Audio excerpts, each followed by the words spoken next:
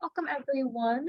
The webinar, Parent-Teacher Home Visits and the Power of Trusting Relationships, 25 Years of Impact, will be starting shortly. We do invite you to connect with the campaign for grade level reading on social media using hashtag Learning Tuesdays and tagging us to tweet anything you learn from today's webinar, which we'll be sure to retweet. This webinar will begin shortly and will be recorded and shared with you afterwards.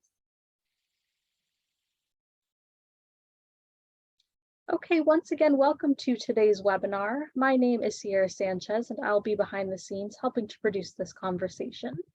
I do have a few housekeeping details before we get started. First, we would love for you to introduce yourself in the chat box at the bottom of the screen. We also encourage you to post questions in the Q&A box. We will dedicate the last 20 minutes to respond to your questions. This webinar is being recorded and live streamed on Facebook, and a link to the recording, as well as all resources that you see shared as links in the chat, will be compiled and shared in a follow-up email to all webinar registrants. Finally, we'll be posting a brief on-screen evaluation during Q&A and highly encourage you to respond. Again, we would appreciate any engagement on social media using the above handles.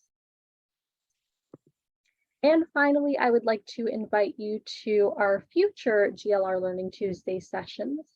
Next Tuesday, we have an exciting doubleheader, starting with a peer exchange session featuring the first 10 model, followed by a session exploring the latest data on student achievement during COVID-19 and some of the districts and areas that were able to beat the trends. We hope you will join us again on October 4th for a session co-sponsored by Foundations, Inc., featuring their REACH program. Registration links for all of the sessions are being posted in the chat box, and we hope you can join us. Joining you now is Hattie Miles-Polka, consultant with the Campaign for Grade Level Reading. Thank you and enjoy the webinar. Good afternoon to everyone who's joining us. We are so excited for today's conversation, Parent-Teacher Home Visits and the Power of Trusting Relationships, 25 Years of Impact, in which we will hear from some of the founding members of PTHV, current and former educators, and district and community leaders about their experience with and the power of home visits in shaping student success.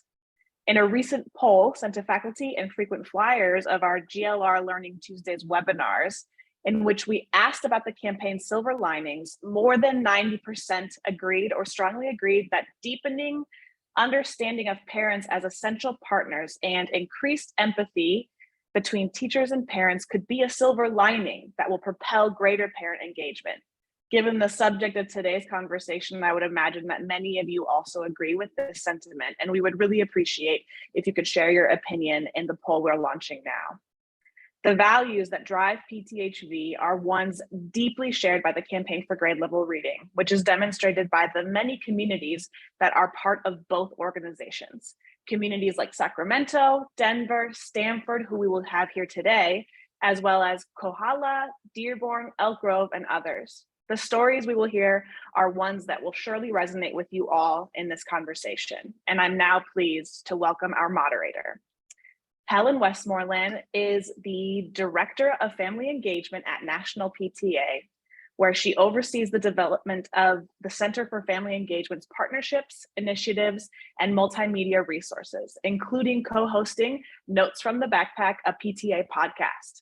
She previously served as Deputy Director at Flamboyant Foundation and worked with the Harvard Family Research Project. Through her career, Helen has provided consulting services and authored publications on family engagement, education organizing, out-of-school time, and scaling impact. Thank you so much for being here with us today, Helen, and I'm going to go ahead and turn it over to you. Thank you so much, Hattie, and thank you to the Campaign for Grade Level Reading for organizing this incredible conversation and inviting me to moderate it. I could not be happier. Parent-Teacher Home Visits is near and dear to my heart, and you all are in for a treat today. So with that, I'm really excited to welcome today's panel of speakers from Parent-Teacher Home Visits. I'm going to briefly introduce them and then hand it over to each of them to tell their story. So first we have, if you could go to the next slide, please, Dena Booker, who's the School and Family Resource Facilitator with Stamford Public Schools in Connecticut. She's worked in family engagement initiatives for more than 5 years and is also a parent-teacher home visit coordinator for her district. We also have with us the incredible Judy Chang, is a first-year teacher in 3rd grade in the Sacramento City Unified School District at her former elementary school. She recently graduated with her master's from UC Davis, where she also received her teaching credential. Next, we have Diehl, who is a retired 5th grade teacher from Denver, Colorado. He's currently a trainer for parent-teacher home visits and has been working with PTHV for 21 years. He also has his own tutoring business and works with families as a private tutor and mentor. Welcome, Don. Next, we have Dr. Alex Marrero. He is the superintendent for Denver Public Schools and previously served as the assistant superintendent for curriculum instruction with the City School District of New Rochelle. He's received recognition for his leadership from the Association of Dominican American Supervisors and Administrators and Association for Latino Administrators and Superintendents. We also have with us Gina Martinez-Keddy, who's the executive director of Parent-Teacher Home Visits. She has been a community organizer who helped work to launch PTHV in Sacramento, California. She continued her organizing career serving as executive director for the Congregations Organizing for Renewal, as well as the Orange County Congregation, community organizations, and also at PICO National Network. And last but certainly not least, we have the incredible Yesenia Ramirez. She is a founding parent and senior advisor with Parent-Teacher Home Visits. She helped lead the community organizing effort that launched PTHV in 1997 and is responsible for developing a certified training team and leading national PTHV trainings. Her story has inspired tens of thousands of educators, families, and community members across the country. Welcome to you all. I would love to turn it over to Gina and then ask each of you to sort of pass it to the next person. Gina, could you tell us a little bit about Parent-Teacher Home Visits? And then for the rest of you, we'd love to hear your story about how you got involved and the impact this work has had on you. So Gina, take it away. Thank you, Helen, and thank you all for joining us for this very special anniversary celebration that we're embarking on. We're going to celebrate this entire school year. We're going to do 3 things. We're going to do a slow release of impact stories of students and family members and educators who have been impacted by the Parent-Teacher Home Visit model. Second, we're going to launch our very first Parent-Teacher Home Visit week, which actually started yesterday. And that week is really not only a chance to kind of spread the word about home visits and do as many home visits as possible, but it's also a chance to really celebrate those local educators and family members and school and district leaders who prioritize building relationships of trust. And then the third thing that we're doing to celebrate is we're going to have a reception at the Institute for Educational Leadership's National Family and Community Engagement Conference in the spring of 2023. Let's go to the next slide. So at its core, Parent-Teacher Home Visits is all about building relationships of trust between families and educators. And we do that by providing training to educators on how to use this model. So what you see in front of you is really the very basic non-negotiable core practices of that model. So first of all, the visits are always going to be voluntary for both educators and for families. And then second, we always want to make sure that educators are trained in how to use this model and that they're compensated for their home visit time. Third, in that very first home visit, we always want to make sure that educators and families have a conversation about what their hopes and dreams are for that child. And then fourth, we don't target students. So this model is really designed to benefit all students. And if not all students can be visited, at least a representative cross-section of them.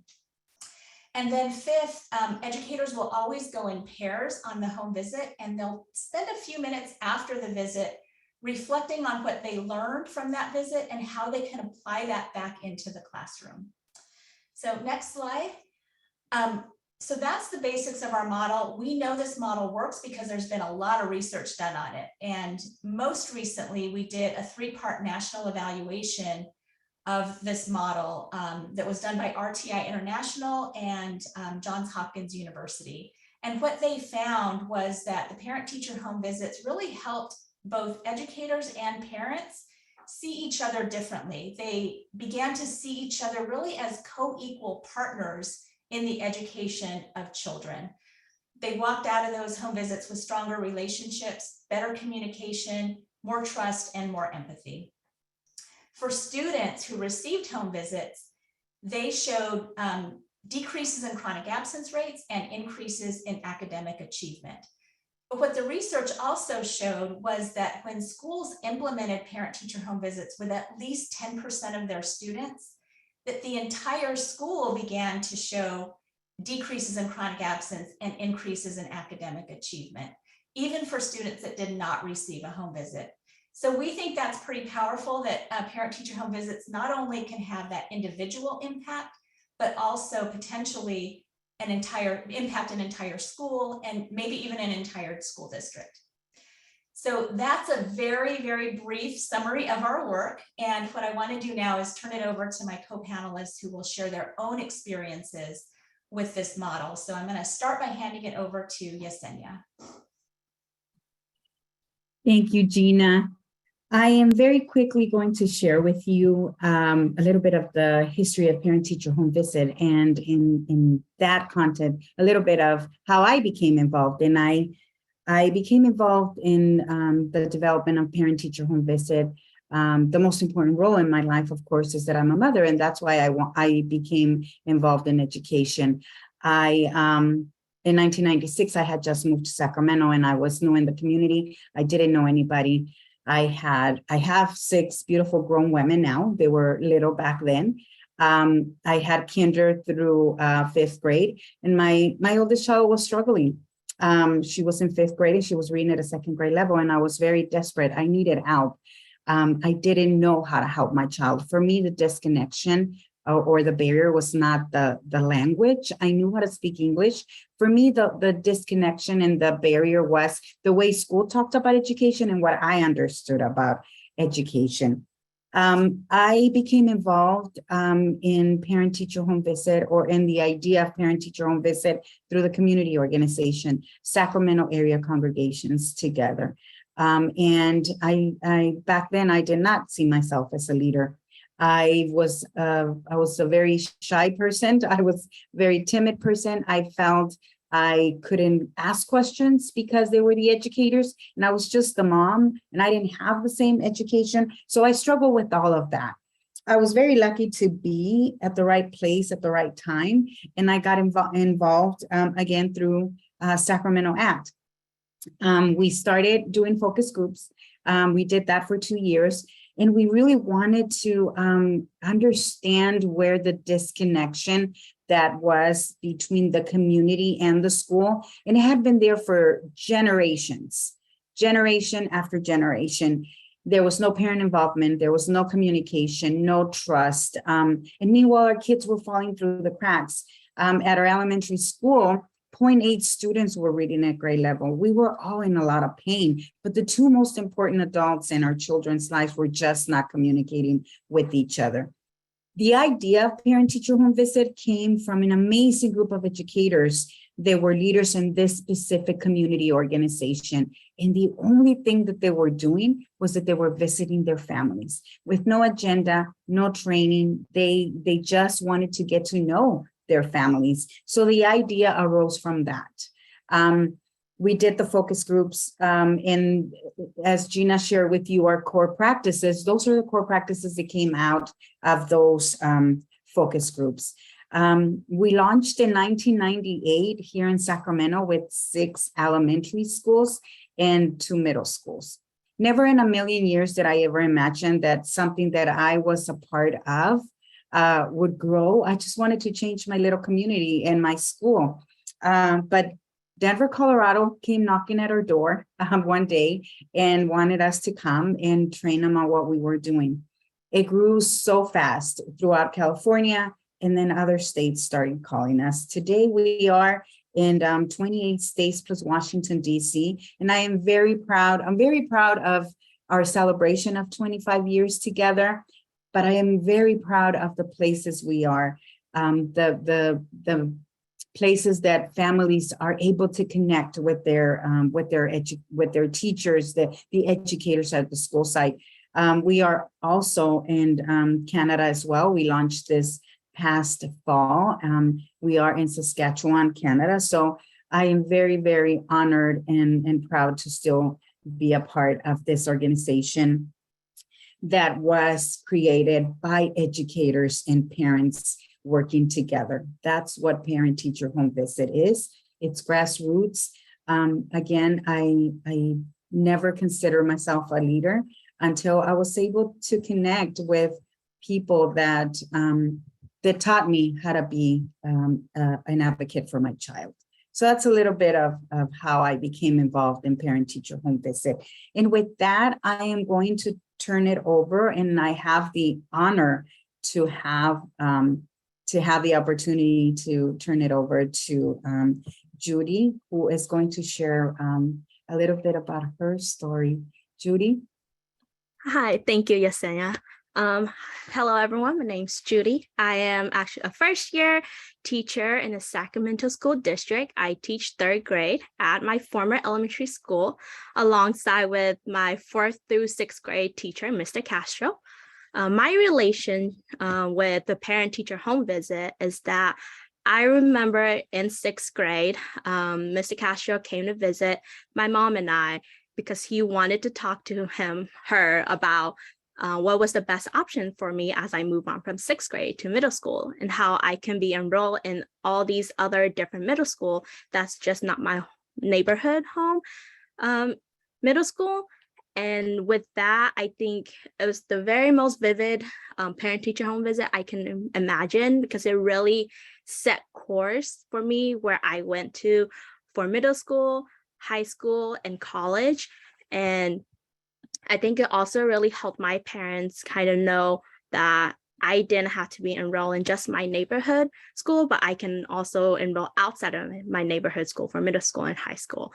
My parents are actually immigrants and refugees from Thailand and Laos. So I think for them, they didn't really know how to navigate the education system, except knowing that my child needs to be in school and I send them to school. And once they're done with elementary school, they go to maybe the neighborhood middle school and just so on. But I think having this parent-teacher home visit kind of allowed them to know that I had options and I can trust this teacher to make the best decision for my child, because she had him for 3 years. And I think even now, my siblings, actually, they all went to the same middle school that I went to. And my youngest brother, who's actually a 7th grader, is now currently at the middle school that I went to when I was back in middle school as well. And yeah, with that, I want to turn it over to Don. Hello, everybody. My name is Diehl. I'm talking to you from Denver, Colorado. I'm a retired 5th grade teacher from Denver Public Schools, and Yesenia, who you met just a few minutes ago, was the person who trained me 21 years ago here at a little school called Fairview Elementary. And we were struggling. The community had no relationship with the school, and the school had no relationship with the community. We were the 3rd year in a row of brand new hires. They had fired the staff 1 year, fired the staff a 2nd year, and we were number 3. And my principal happened to know somebody who knew somebody who was in Yesenia's neighborhood. And that's how our little school in Denver got connected with this wonderful program that was just beginning at that time. But boy, it changed my life. This is the tool that kept me in my teaching career till today. This is the one thing that brought joy to the end of my crazy days. When I was tired of the politics and tired of all of the crazy making stuff that school systems can cause for teachers and parents and students, it just brought joy to me to go to visit a family in their home at the end of those crazy days, or on a Saturday afternoon, or whenever was appropriate for the family. Whenever they wanted us to come is when we started going to their houses. And my life changed as a teacher and as a human being. I'm a better listener today. I you saw that slide at the beginning of the show about the fact that this program does change teacher mindsets. Well, I'm proof positive. You could see it in data. People can say it, when they're speaking in front of you, but it's changed my life really. And I want to give you an example.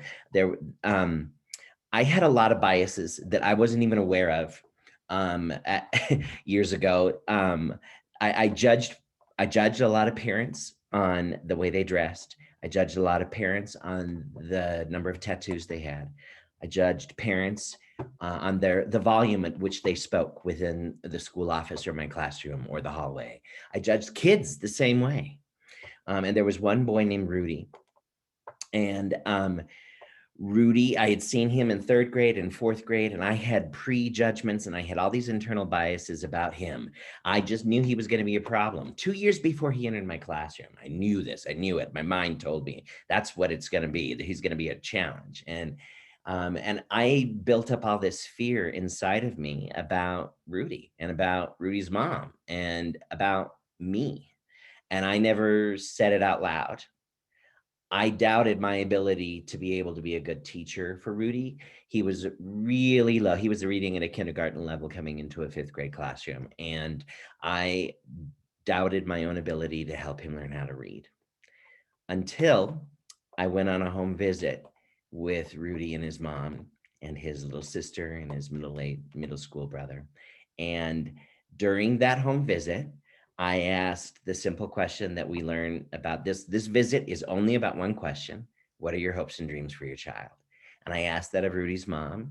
And she said, I just want him to learn how to read, Mr. Diehl. And she broke down crying. And I broke down crying. And so did my teammate. And we cried and we laughed and we talked about how I could pair up with other teammates and find people who could bring more expertise to the show to help Rudy with his reading struggles in a way that I couldn't. And I turned to Rudy and I said, what are your hopes and dreams, Rudy? Hopes and dreams. And he looked at me and he said, I want to be a paleontologist or an archaeologist someday, Mr. Diehl. And this is the kid, he hadn't spoken for the first 3 weeks of school. I visited him on the 3rd week of school and he hadn't spoken yet. He'd been silent. And I just didn't know how to get him engaged. But at that moment, I knew archaeology and paleontology, those are the hooks that I could sink into him and pull him into getting engaged in the classroom. And we did. And Rudy had an incredible year. It started sitting in this room in a temporary housing unit. The family was homeless at the time, but we were in a temporary housing unit that they were only in for 8 days. And at that conversation, those hopes and dreams changed this guy's understanding of myself, of his mother, of the commitment they had, and of Rudy especially. And my biases began to drop by the wayside. My mindset changed, and I learned how I needed to teach Rudy doing that home visit that day. So I'm going to pass the baton over to Denver Public Schools Superintendent Alex Marrero. I'm really thrilled. It's great when we have the top level of district interested in doing home visits. So Dr. Alex Marrero.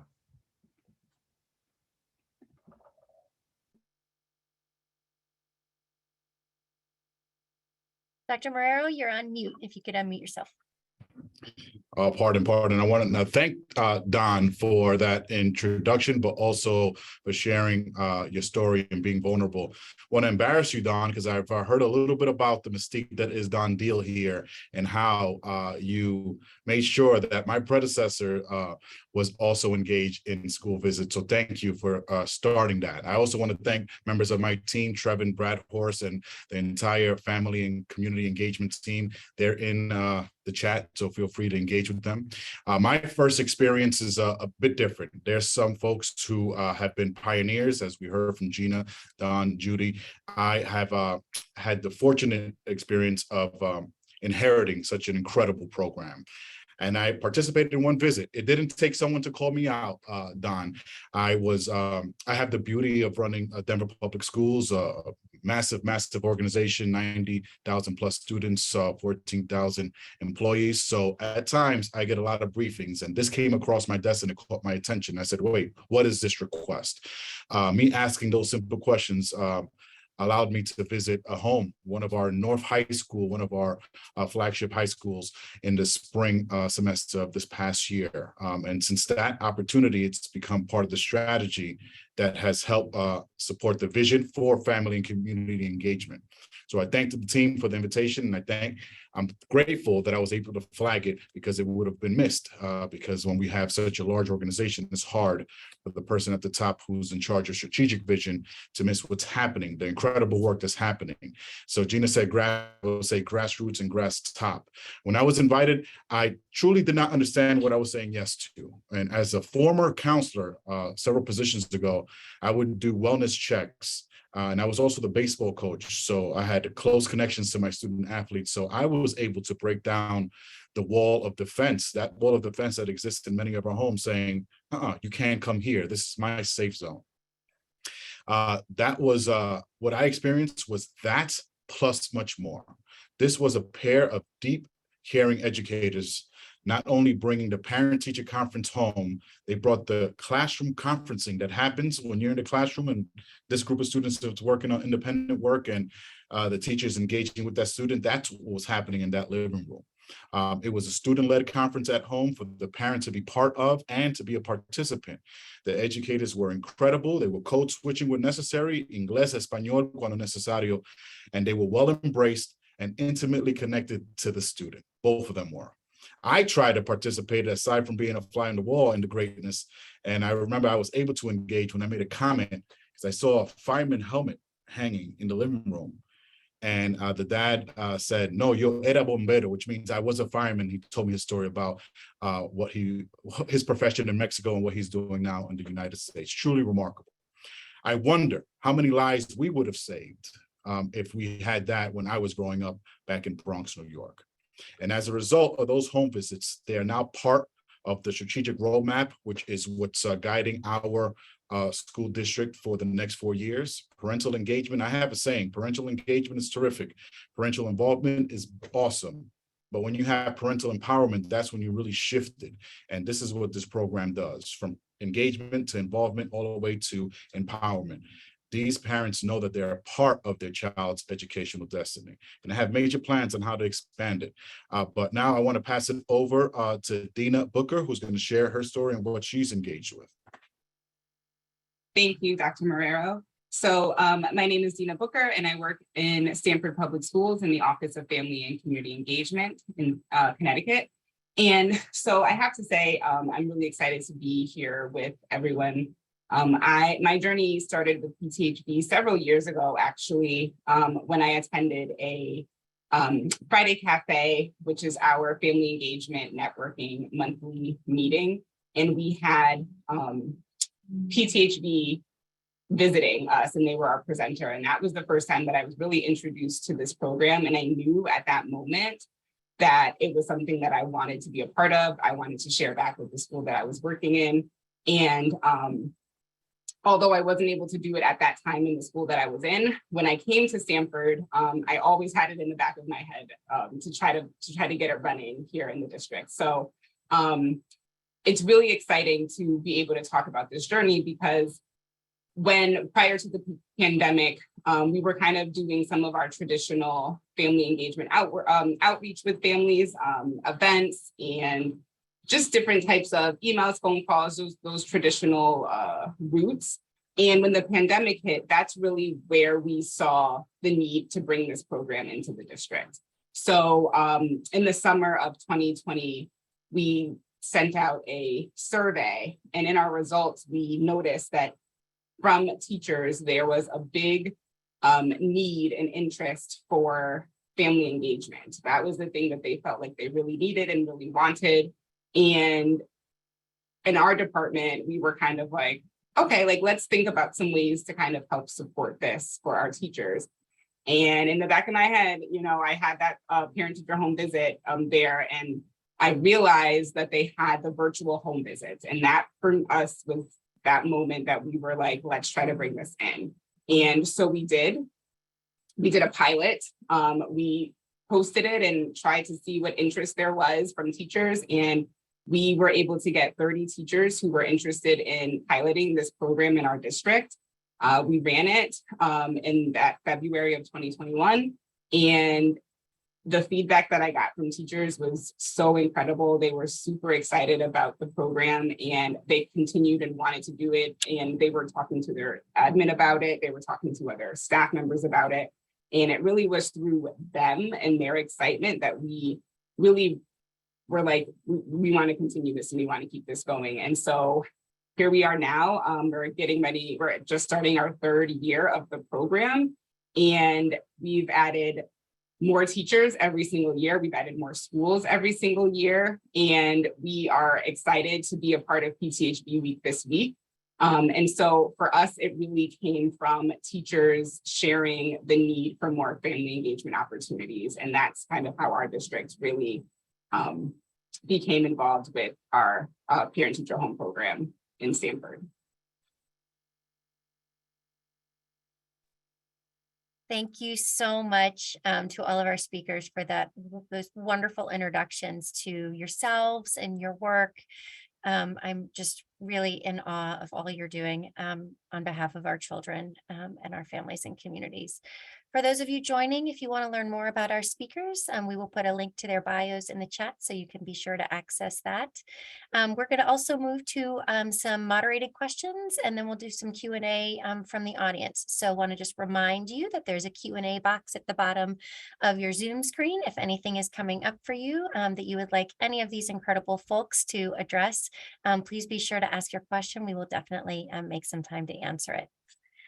So I'm going to start with Dena and Yesenia, because I think actually through all of your comments, what really jumped out at me is just this commitment to trust and building relationships. And I know a lot of that often has to do with finding some commonality. And it strikes me that today there's a lot of commonality between our parent-teacher home visit communities and our campaign for grade level reading communities. And both of you talked about reading really being an impetus for you getting involved in the work. I'd love to hear a little bit more about that and how you think the home visit helped you address some of the reading issues that you were concerned about with your young people.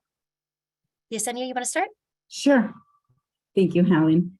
For me, it was, unfortunately, when I became involved and I was helping with the focus groups and trying to figure out what parent-teacher home visit was going to look like back in 1996, and we did the focus groups in the schools where our pilot schools. Unfortunately, our elementary schools said no, absolutely not. Our principal refused to even have the conversation, which was fine because it was voluntary for all. We didn't get a home visit. My very first home visit happened when my daughter was in 7th grade. And by then I was a very desperate mother because I knew that I knew my child was struggling, even though I didn't have the education and I didn't even get to graduate from high school. I knew that I needed to do something. I needed to get my child to read, because if she didn't read, there was absolutely nothing she was going to be able to do. And that for some reason that was embedded in my brain, and I knew that I needed to figure this out. I am a survivor of domestic violence, and I was in Sacramento by myself with these 6 little girls, and didn't know what to do. So by the time I got to 7th grade, the middle school where my child was going was doing home visits, was one of our pilot schools. So I knew I was going to get a home visit. One way or another, I was going to get a home visit. I was going to get somebody to listen to me. And I did. I got one teacher, one amazing, incredible teacher that was willing to open his heart and just say, I'm here, how can I help? And he worked with us. Mr. Ford came, did a home visit, asked my hopes and dreams. And absolutely my hopes and dreams for my child was that she learned how to read. Because I knew, again, that if she didn't learn how to read, how can she even function in life? How can she do anything else? So Mr. Ford is an amazing friend of mine still. My daughter's now 38 years old. So it was a long time ago, but he's still part of our life till this day. I will forever be grateful to him. He got a group of us parents together through home visits, through doing home visits with us. He created a net of support, but we were so desperate for the help that we wanted the help. So we worked together with him. It wasn't easy. It was hard. We did a lot of anything and everything that he would ask us to do. We spent 2 years with him in his regular reading period that he had. He created an after-school program for us. And then he worked with us 2 years with summer schools. And by the time the kids left middle school, every single one of them were reading at grade level, including my child. So for me, the importance of that is there's no words for it, Helen. It's a gift that I could never repay back. You know, my daughter is a medical administrator now. And when I see her, I always see Mr. Ford, because I'm sorry, I don't know why I'm getting so emotional. I always think about this one person that took a chance on this single mom that didn't have an education and needed help. And he did that for me. And now that I have six girls. I have 10 beautiful grandchildren now, so I'm starting all over again.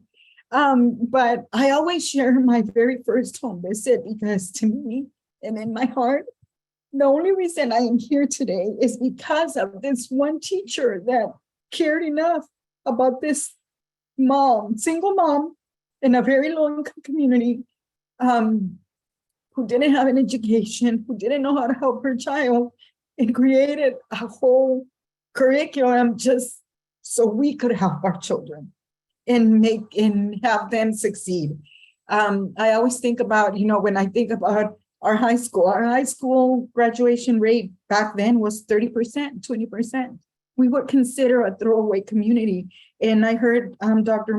Marrero talk about how many lives we could have saved, or he could have saved.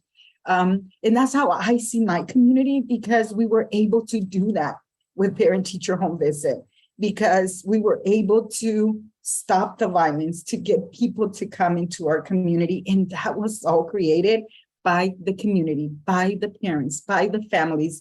And to see families that we got together and now are going to college with their kids because they learned it, and teachers came into their home and said, you can go to school, you can.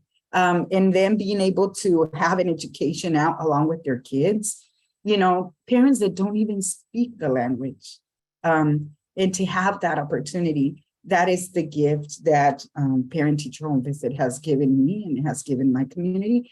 But how can I ever repay back just the knowledge that I gained from my educators, my children's teachers, and getting them to grade level, reading at grade level sooner, and not waiting till 7th grade like my oldest child did. So that's I'm sorry, I apologize. I don't know why I got so emotional. It still brings me that emotion back. But that's what this means to me as a mom. I hope I answered your question, Helen. Good. Thank you, Yesenia. And I want to encourage you to look at the comments for all the people appreciating you. Thank you for that powerful story. Don, how about you? Could you talk about, Yesenia shared about the impact on her family. What about the impact on your kids in your classroom when it comes to reading? We'll see if I could get through this. I'm already crying because Yesenia got me going. I've known her for 21 years and we've cried together many times. And so I mentioned earlier, that one experience with Rudy and his mom. But the biggest thing for me was that it helped me get over my own ego. It helped me realize I don't have all the answers, and it's okay for me to say that out loud. But It's embarrassing to say, but I judged the heck out of Rudy's mom before I ever met her in person myself. And it was based on gossip in the teacher's lounge, in the hallways, in the office. It wasn't based on a real relationship at all. It wasn't based on trust. I didn't trust her. I didn't trust Rudy. I was afraid of Rudy, to be honest. And this is years later that I could actually say this out loud and be vulnerable in front of a group of people I don't even know. But yeah, I was afraid of him. I'd heard gossip about him too. I fell victim to gossip and to my own set of prejudgments. And what it allowed me on that visit was to get over my ego and to ask for help, because I didn't have the expertise of teaching somebody who I hadn't taught a student that was as low as he was in reading before that time. And so I was used to getting students in my classroom who were stronger readers. And I was afraid, oh, what am I going to do with Rudy? How am I going to read Tuck Everlasting with Rudy? That's a high level book. I don't know. How's he going to deal with the vocabulary? I told myself stories based on stereotypes, based on gossip, based on fear. And during that home visit, though, I got truth. That's how it changed.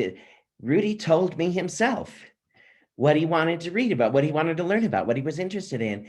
And I told him and his mom that even though I didn't know what to do, maybe my partner who was on the visit with me, she was a brand new mild moderate special ed teacher there. And so she didn't really know the community or me or anything. And we got to know each other during that visit more. We cried together with mom, and that built our relationship as colleagues. She and I learned how to begin to communicate and work together as colleagues. And then we both said, let's ask other people for help. And we created a team of people back at the school to work with Rudy's reading when I didn't know the answers. But I knew from what he told me that he loved archaeology and paleontology. And I said, what do you know about that? And he said, well, I watched the Nature Channel. I watched Discovery Channel. And I learned he was a visual learner, and he was just as smart about all of these things about history and archaeology, anything that you could ever imagine, just even more so than the kids in my room who were labeled gifted and talented. Okay, he couldn't read a lick, but he sure knew his stuff. And he began to trust me at that visit. He smiled for the first time. Oh God, here I go, Yesenia. I got to trust him. My fears of Rudy were real before that, but they were based on stuff that wasn't real. And after that visit, I wasn't afraid of Rudy anymore. I learned how to accept him into the classroom and to trust him and to trust his mom and invite them to work with me in all sorts of different ways. And so I hope that answers your question, Helen, but that's it. That's the one time, one experience, but I've had hundreds of kids over the years where conversations about reading happen during home visits. Thank you so much, Don. You also check out the comments. You got some encouragement there. For those of you that have never been in a parent-teacher home visit training, tears are often a part of it. And this is what opens our hearts, right? So I want to turn it to Dena and Dr. Marrero, hearing these stories of the impact on Don's classroom, his relationships with his kids, on Yesenia's family and all of her daughters. You heard from Gina about some of the impact studies that have happened. I'd love to hear from you. What are you hearing and seeing in your own district context in terms of the impact of this work? Dr. Marrero, would you like to go first? Sure, Helen, thank you. For DPS, it's a win for our scholars, it's a win for our families, and it's a win for our educators. So that's a win-win-win. Our parent-teacher home visits provide our educators with truly a meaningful engagement with our families, as I mentioned, and our teachers actually sit down and engage with students and the families during these visits. So these scholars are more motivated to do well in the classroom because we've taken the classroom to their living room, bedroom, wherever we're connecting with them. Plus, our families have a greater buy-in because they see how much our teachers care about not just about the academic process, about them, their family, and their well-being. And that translated in that one visit that I do. I can't wait to do a lot more. I believe that we will empower our parents to be active in schools because of this, but ultimately become part of our staff, even become part of our governing board or our state board. That's a big, interesting twist that I have for all of you, state board. We just heard from Yesenia, an incredible story and how impactful that home visit was to a single mom with no education. So we are transforming lives, a visit at a time. I'm looking forward to getting more of my staff involved. And when I stressed state board, I wasn't kidding. So in my office right now, I have a commitment from Dr. Lisa Escarzaga, state board member for Colorado State Department of Education, who is going to join us in a visit. Imagine that. This will be the Yesenias of the future, whether it's the student or the mom. You bet. I'm just thrilled to be here with you. And yeah, I was a school psychologist. I did home visits, and I know the importance of the connection. It was an important piece of work for me with every student I saw. So this relationship, this is going to be great. I look forward to it. So thank you. Thank you. You bet. We can't wait to see how Denver takes this work to the next level. So exciting. Dena, you said you started this at the beginning of the pandemic as a response to what was going on around you. What's been the impact for you in Stamford? Yeah, so there's been several things that I've heard from our teachers and staff that conduct the visits. And I think one of the biggest impacts is just the mind shift with teachers. Typically, when you think of a home visit, it's either a wellness check or it's targeted around a specific area. And these visits are the opposite of that. And so to be able to have teachers go out and make these visits, and they're not looking for something specific in terms of attendance or, behavior, but it really is centered around building relationships, provides teachers with such an amazing opportunity to kind of build these relationships in a way that they haven't done in the past. And so when talking with teachers, I spoke to one yesterday, and she was like, when else do we really get to sit down and talk to families in this way? We can't do it at an event, right? We can't do it, when they're coming in during drop off. This is our opportunity to do that. And it's just such an incredible, moment for us, because we're not really bringing the conversation, it's really them. And so to be able to do that in a way that's sharing, that's trusting, that's relationship building is really important.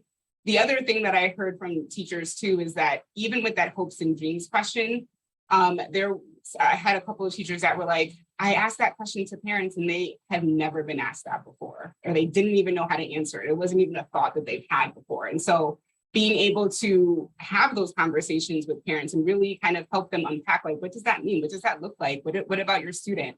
Has been really, really meaningful, at least for me hearing it at the district level, but also for the teachers, because, they're able to kind of share that with those families in that moment. And I also think that there's just this excitement that I'm hearing from teachers. Like, I'm getting teachers calling me asking when the next training is, right? Or, are we going to do another one? How many students are we going to be able to visit this year? And so the excitement from them is really, it's just one of those things that I think at the district level, to be able to provide a program where teachers are excited and it really does support family engagement, which I think is one of those areas that's not always necessarily something that teachers really get professional development or a lot of opportunities to kind of grow in. This has been like the biggest impact, I think, for a lot of our teachers who are involved. So yeah, and just the other thing that I would add is just the opportunity to really listen to families. I think teachers have shared, during the pandemic, they were trying to figure out how to do this and how to make this work. And in our district, we do it hybrid. So there is the opportunity to do it virtual or to do it in person or at a park or however, teachers and families feel comfortable.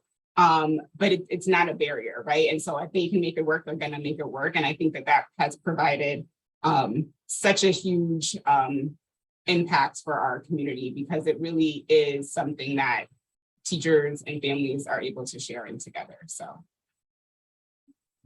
Thank you so much, Dena. And appreciate you really lifting up some of those impacts around supporting educators and what's a really difficult time, and the impact of that. That's really important. Gina, I want to turn to you, talking about impact. We've heard different origin stories from Denver to Sacramento, Stamford. I had the honor of my lifetime to be part of the team that brought parent-teacher home visits to DC. Also got a training from Yesenia, so anyone on the phone on our webinar, that I can attest to it as well. Each place looks a little different, but there are some commonalities. Could you share with our audience today a little bit about, if they're thinking about launching home visits in their district, some things that they should be considering and best practices that you've seen after 25 years of this work? Yep, absolutely. And I think one of the great things about this practice, you know, the grassroots part of it, is that each community does look a little bit differently, right? The origin of it, you know, we stick to those 5 non-negotiable core practices, but outside of those core practices, there's a lot of flexibility to adapt this model to make sense for the local community, because that's where it really needs to make sense. And I think that is one best practice, I think, that we highly recommend, that before you even get a training, that you are building that sense of partnership among your school community. So talk to the teachers, talk to the school staff, talk to families, talk to students, talk to community members, and make sure that they want to bring this to their school community. It can't be just 1 or 2 people that want to bring it and try to convince everybody else, right? Because when people are partnering together on something like this, they have a stake in it, right? We're all like, they have a sense of we're all in it together. And that's going to set you up for a much stronger launch to parent-teacher home visits than maybe anything else. So that's one thing. The other thing is, and we do a lot of like technical assistance and consulting for schools and school districts to set up the infrastructure that's going to support the practice. And so things like leadership, if you've got a Dr. Marrero on board, boy, that leader voice can go such a long way to promoting the practice. And so I would lift him up as a model for other superintendents across the country. So the leadership, I think, is really important, and it's important at all levels, at the very top, at the district level, at the school level. Teacher leaders, parent leaders, they're all important in moving this forward. But so make sure you have the infrastructure. You've got the leadership. You're going to need to identify some funding sources to fund it going forward. And then, you know, reach out to us, because we have a lot of tools and resources that can help you figure out, like, what do you need to do to be ready for a PTHV training. And then when you are ready, we're there to help you with those logistics and get it all set up for you. But I think those are some of the key things, is, you know, that sense of community and partnership, leadership, and building that infrastructure and identifying the funding. So. Thank you so much, Gina.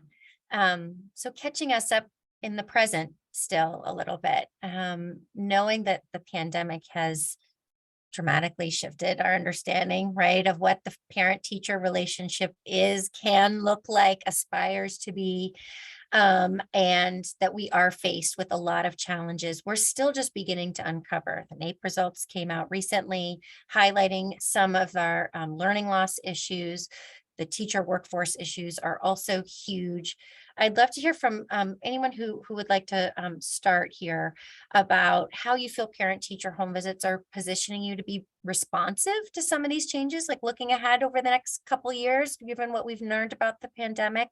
How are you thinking about your parent-teacher home visit practice, particularly at the district level?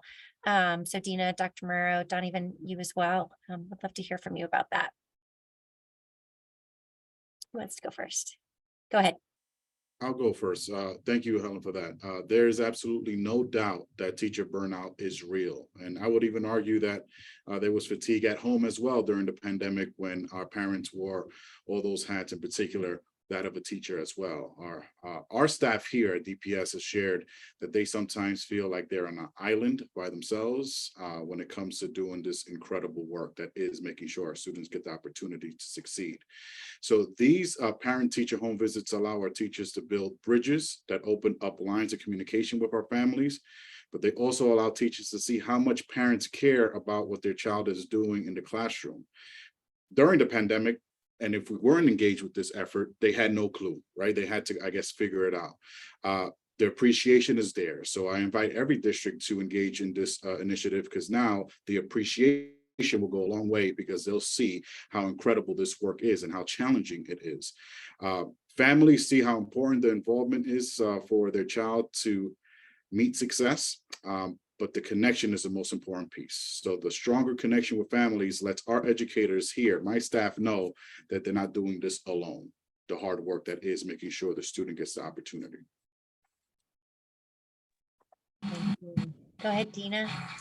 Yeah, and I would also add that, moving forward, at least in Stamford, to Dr. Marrero's point, there definitely is burnout, right? We have teachers that started in our pilot or last year, and then this year, maybe they're in a different grade level or in a different building or, whatever it is. And so sometimes in those moments, we have teachers that, are like, this year, it's not, I can't do this year, but please don't forget about me next year, right? And so just being able to be open and keep those lines of communication moving forward and always kind of including them in the conversation, making sure they're aware of what's happening, what's going on, I think is really important, because even though things may change like in that moment or, when we're doing something in the beginning of the year, we still have teachers that are super committed to the work and really want to continue to do it.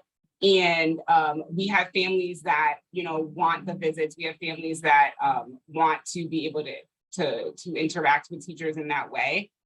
So I think moving forward, we are still going to continue to do it. We're still going to be able to increase the number of students. We don't have teachers seeing all of their students in their classroom at this moment, but that is our goal. I would love to have every student in the classroom be able to get a visit. We are not there yet, but because we know that we have committed teachers that are going to continue to spread the word, this work will continue in Stamford. So, yeah. Yesenia, anything you'd like to add to that, being part of the team that's, Don, go ahead, jump in. Yeah, can I jump in? I was just going to say, and it leads into Yesenia, I think it's important for districts to find their champions, their cheerleaders within the district that can really share their stories like I just did, like Yesenia just did. And so when, like 12 years ago or so, when we started expanding it beyond just Fairview here in Denver, what we did was we found parents who were willing to talk about the power of the visit. So the key, I think, is there. It's not with the teachers. I think the key is with the parents that could be the cheerleaders for it, saying, this is how it impacted me and my student and my children and my family. And that's what we did. We had to just, I called two parents that I knew at the time back in the day that I had done visits with. I had multiple siblings with those two families. And so they knew me. They'd had 2 or 3 visits with me over the years. And I asked them, hey, would you be willing to share your story in front of a group of people sometime? And they eventually became trainers for this program. They pull parents in. That's my message. Pull parents in.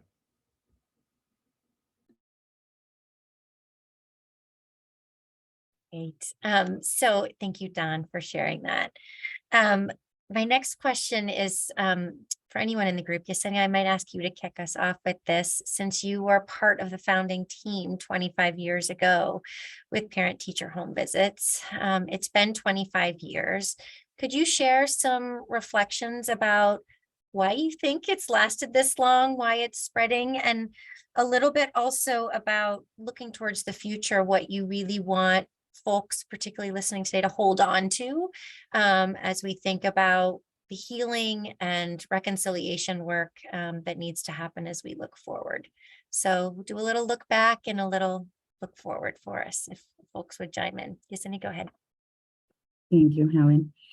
Well, when I think about, and I say this all the time, and Don sometimes disagrees with me, but I strongly believe from the bottom of my heart, the reason we've lasted for 25 years is because our teachers love parent-teacher home visit. They love doing the home visits.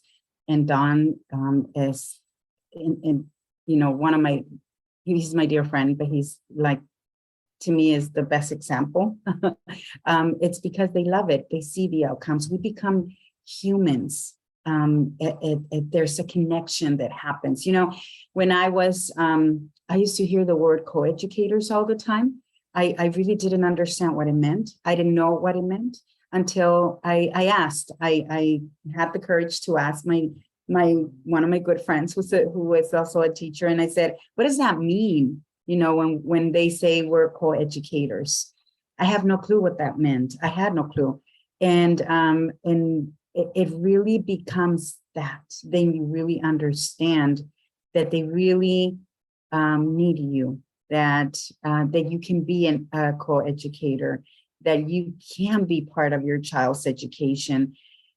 But that comes through the love and the caring and of the teacher. They're the ones that are doing, and not just the teacher. I really want to highlight that it's all educators. To me, personally, I've had home visits from everybody except the janitor and the cafeteria lady. And that's because they didn't ask me. If they would ask me, they would be more than welcome. Every single person at the school, and again, as a single mom, I promise I'm not gonna cry again. As a single mother, it took every single person at that school site to pull my children, for them to be successful and get the education that I didn't have the opportunity to have. So for me, when I think about parent-teacher home visit and why it's lasted 25 years, it's because of our educators. They're the ones that are doing the work. They're the ones, and when I do trainings at our local university for our student teachers, and I see their excitement and their passion, and this light, lights up when we go and train them on parent-teacher home visit, and we give them a tool on how to connect with parents, and you really know and understand how big that disconnection is, because they have no clue how they're going to connect with the families. They have no idea. So for me, it's been that. It's been the love, the connection that happens.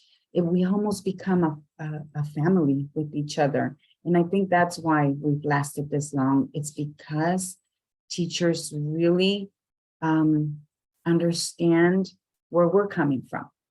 There is a story here, and there's no better way to share your story with somebody but sharing it, letting them know who you are, where you come from.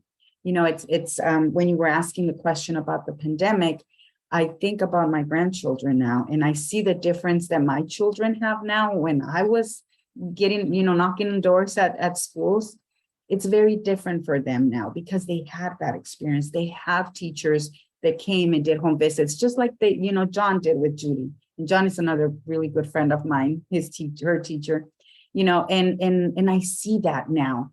One of my baby who has a baby, my grandchild he's Mexican and African American. And in her mind, she's like, my baby has no chance. But to me, it's like, but we're going to fight for that because we have people that care for us.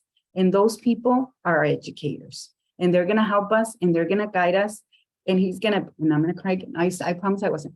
And he's going to be whatever he wants, but he is going to be somebody in this life. And I'm going to need all the educators to help me with him and with all my other grandchildren, because I don't want him to be a statistic. I don't want him to be a number. And that's why parent-teacher home visit has lasted 25 years. And that's why I'm going to be gone. I won't be around probably another 25 years. I don't know, maybe not with parent-teacher home visit, but my hope and dream is that every child has this opportunity. Every family has this opportunity, has the opportunity to really connect with their children's educator and really become co-educators and really understand what that word means. Because I don't think we all still know what that means. And I think that when we're working together, and we have to remember that we have something in common. The two most important adults in our children's lives are our educators and our families. And we are the ones that make their future. So let's work together to make that happen. And parent-teacher home visit has been a strategy that has worked for 25 years. And I pray and hope that it lasts more than 25 years. Thank you, Yesenia.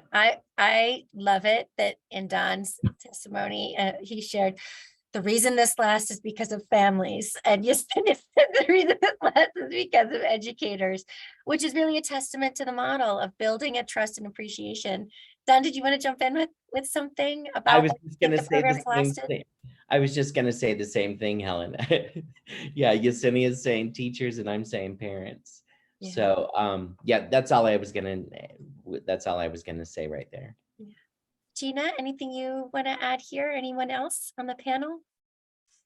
I think, I mean, obviously I think a lot of people have learned from this whole COVID experience about the importance of educators and families really working together, as Yesenia said, as those co-educators. We've learned about the importance of being in relationship with each other.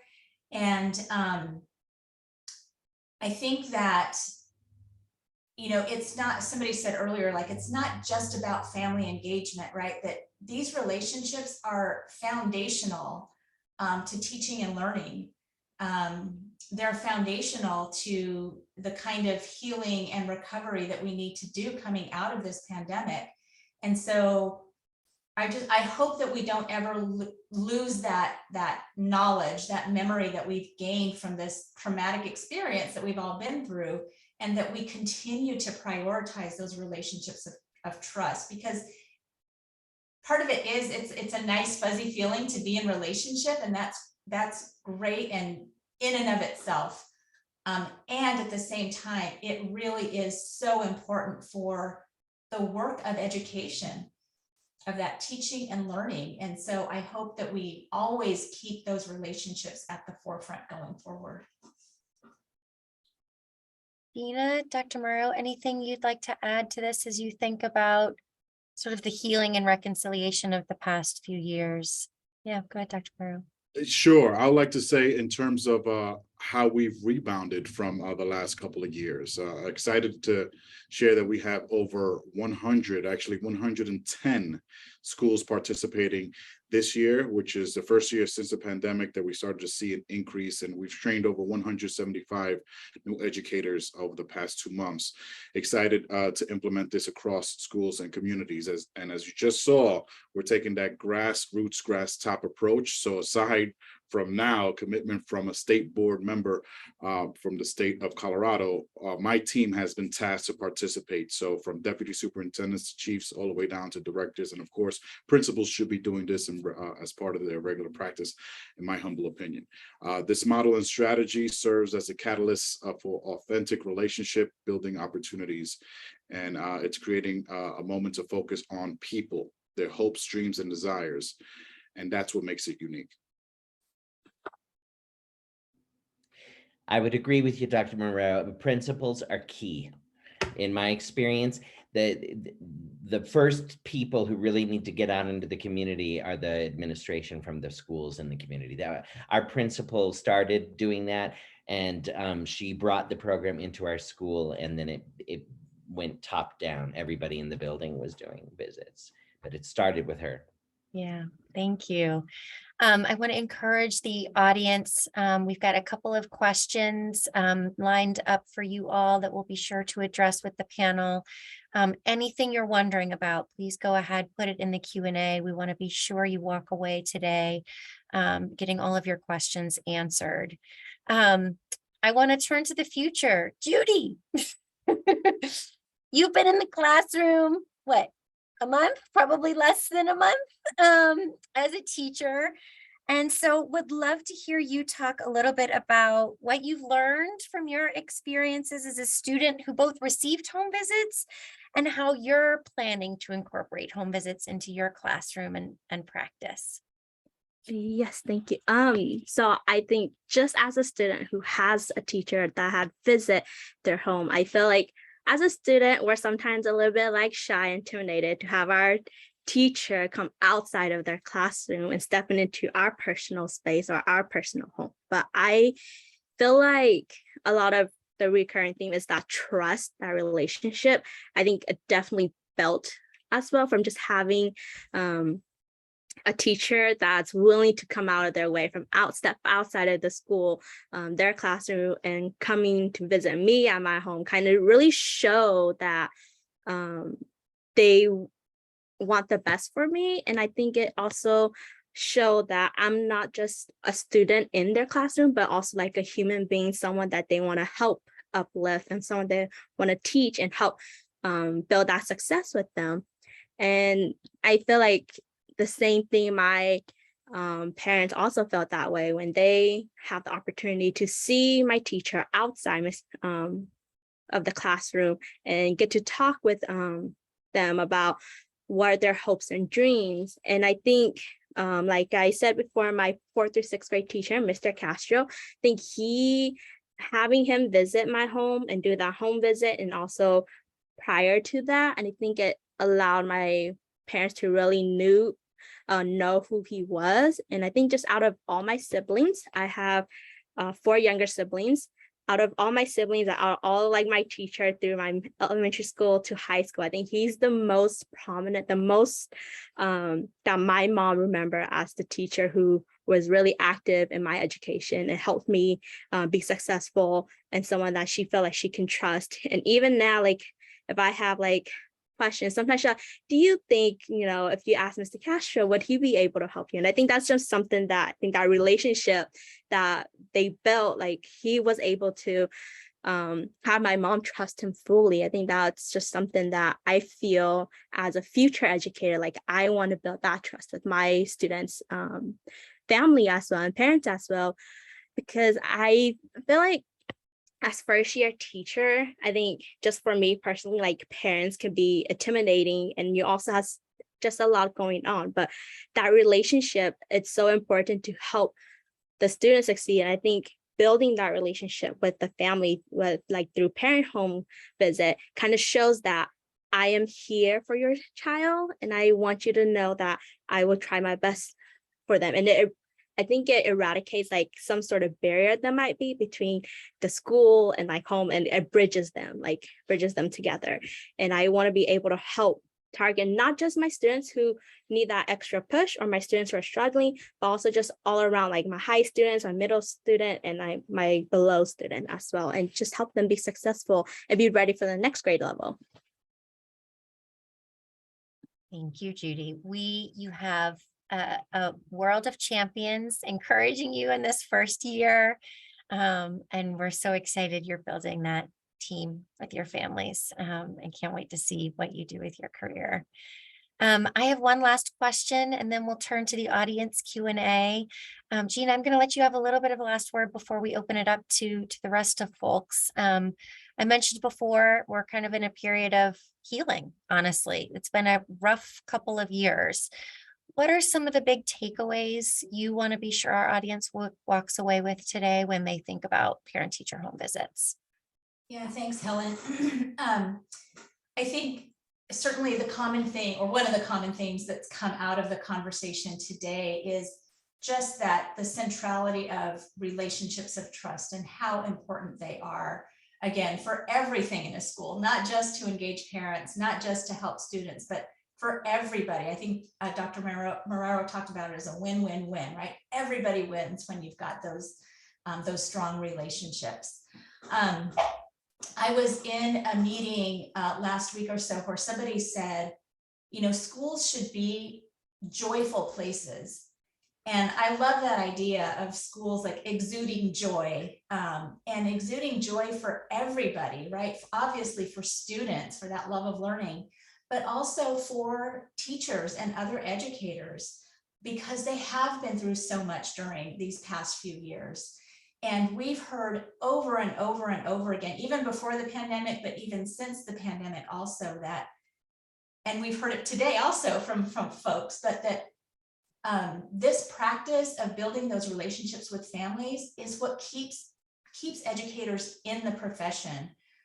When they're feeling overwhelmed, when they're feeling burned out, like this is the thing that fills their buckets and and makes them want to stay in it. And so, so again, keeping that central to how we think about going forward, how we think about school, how we think about teaching and learning going forward. The other thing that I want to highlight, and I will say also that I think we put in the chat box a back to school toolkit that we published that lays out in a lot more detail about how we can make schools places of joy, right? For teachers, like how we continue to invest in them, how we build their capacity, how we create systems that support really meaningful family engagement, and how we engage families, how schools can proactively reach out to them, build that trust, build those relationships, let them know that they care about them. But the other thing I want to say about going forward for the next 25 years or more is that I think there's so many opportunities to link the parent-teacher home visit practice with lots of other priorities and initiatives and strategies within schools. So like, we're really trying hard to think about how can we help schools and districts connect the dots between parent-teacher home visits and, for example, their racial equity practices.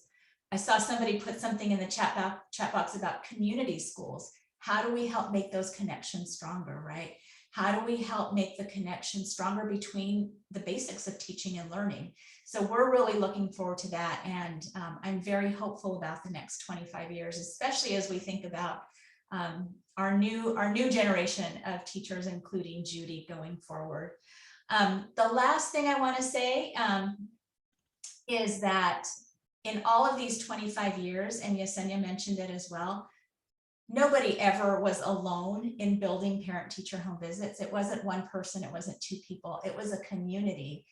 And along the way, it was partners and it was champions and it was friends and supporters all along the way, including the campaign for grade level reading. And so I just want to kind of reiterate the point about partnership and community, and that for us at parent-teacher home visits, we never have done this alone. We've always done it with others.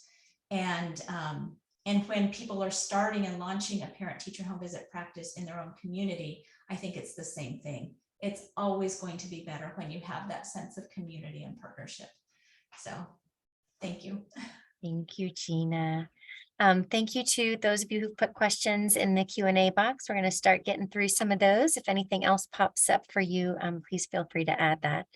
So the first question from the panel is from Anna Silsby. She asks, how do you deal with low-income populations that have disengaged parents who may not want you in their home? I'm sure it's an optional visit, but how do you deal with kids who feel left out because the teacher isn't visiting my home, but is visiting the homes of my friends? Who wants to take that one? Well, you know, I assumed that Rudy's mom didn't want a home visit. I assumed that Rudy would respond to a home visit because I had judgments about their situation, their socioeconomic situation there. And you know what I found? I found exactly the opposite. And so I think that if we assume that people aren't going to want us, that be careful. That's an assumption you're making. And so in my experience, I very rarely have had somebody refuse. Okay, very rarely. It doesn't matter if they're living in a motel and homeless. I've done home visits there. It doesn't matter if they're living in a beautiful, wonderful subdivision somewhere. You know, people do want this. That's my experience. I don't know if anybody else has something to say. I just wanted to add, Helen, to that question is the communities we work in are low-income communities. And that's who called us and to get the training. And that's where the home visits are happening. Yes, not all parents are going to say yes, because there is that disconnection. There's no trust. So we start with the willing, and then let parents talk to parents and get other people interested in doing it, because there is no trust, and that is the key component for the no's that might happen. But the need, the want is there. It's just breaking through that trust. So we always start with the willing. And again, all the communities we are in are low-income communities.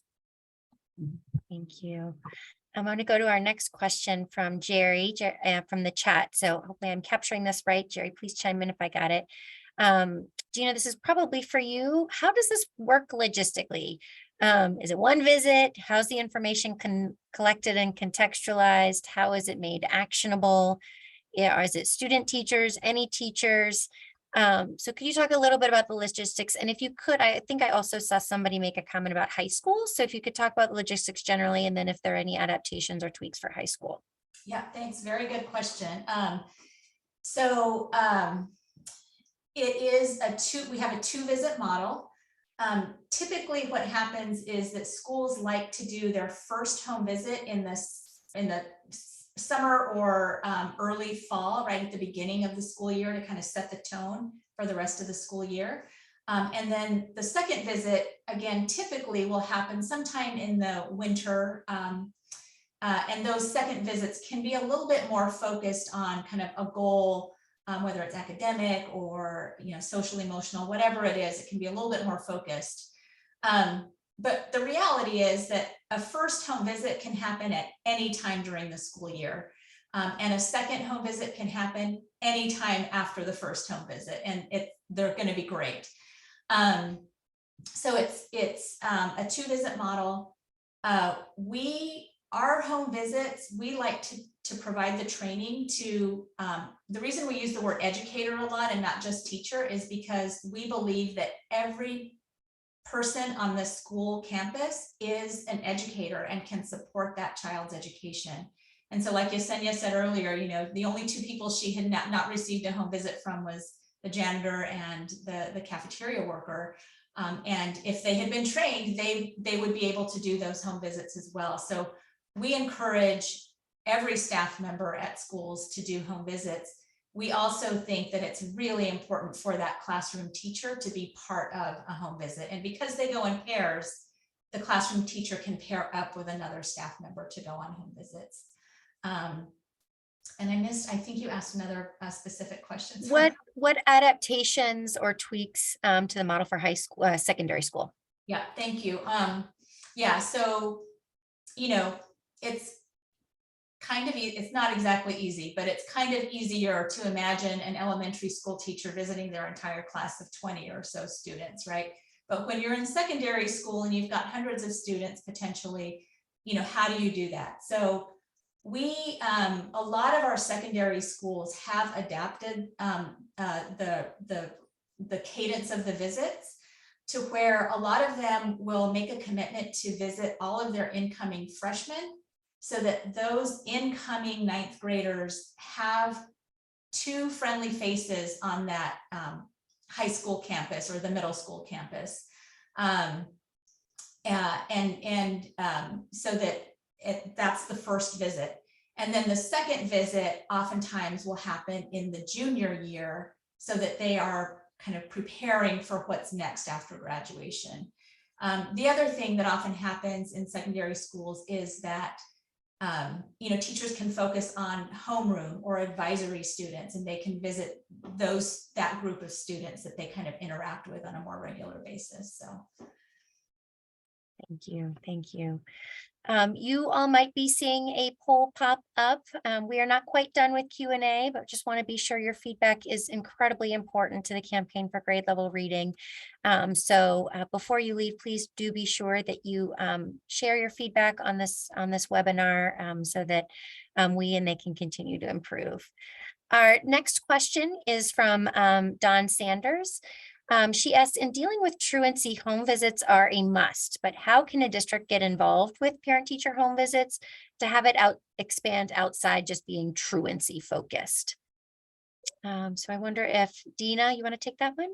Yeah, so in our district, we kind of have like a tiered system that we use. And so we kind of see parent-teacher home visits. Sorry, I use the acronym more than the actual word themselves, but we use parent-teacher home visit as like our universal approach. It's something that all families are able to have access to. And then we kind of do some other targeted type visits that are not PTHV, because PTHV really is focused around building relationships. It's not, we're looking at all students and not, truancy in that sense. But if families are getting home visits, then hopefully those truancy numbers are going down, right? So we're looking at it as more so precautionary than, something that's reactionary after students are already missing school. And then we have some other systems in place in Stamford where we use some of our community organizations and some other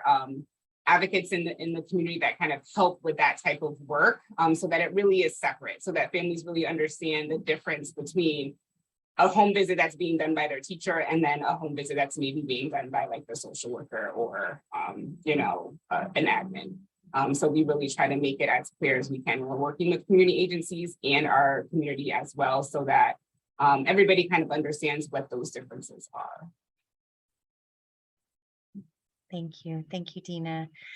So last question for the group. I think we have a quick question about if tutors can do visits. I think the answer is yes, if they're trained. Any educator can do the visit if they're trained.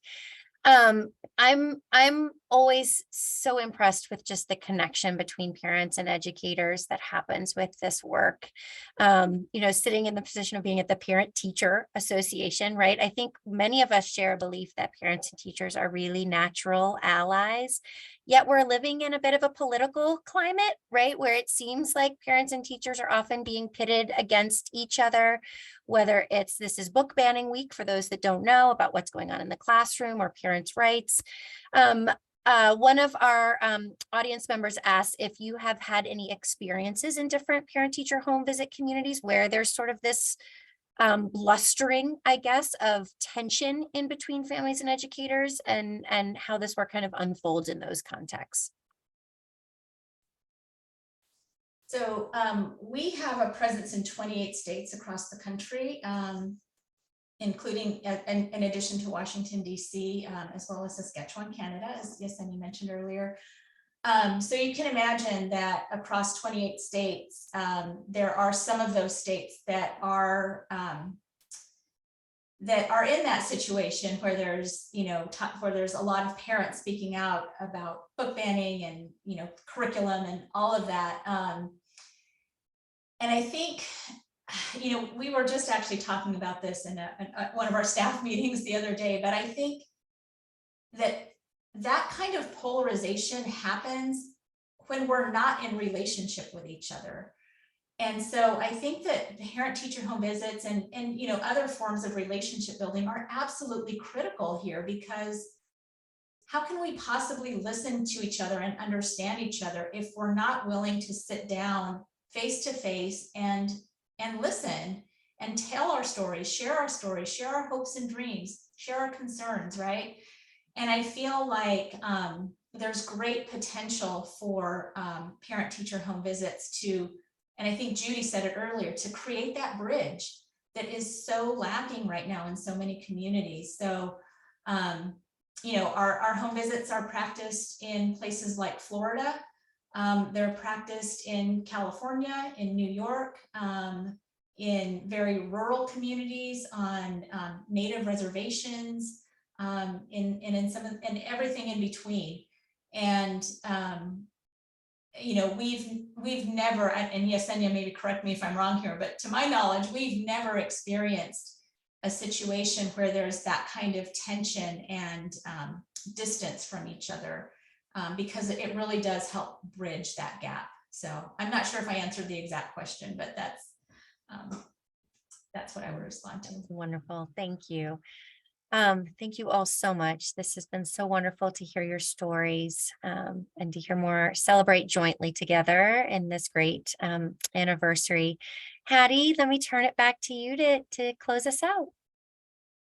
Thank you so much to all of the speakers for sharing your experience, sharing information, and sharing some of the more impactful stories around education and the importance of relationships between parents and educators that I've ever heard. And thank you to all the participants who are here and have been so encouraging and engaged in the chat, for taking part in both of the polls today.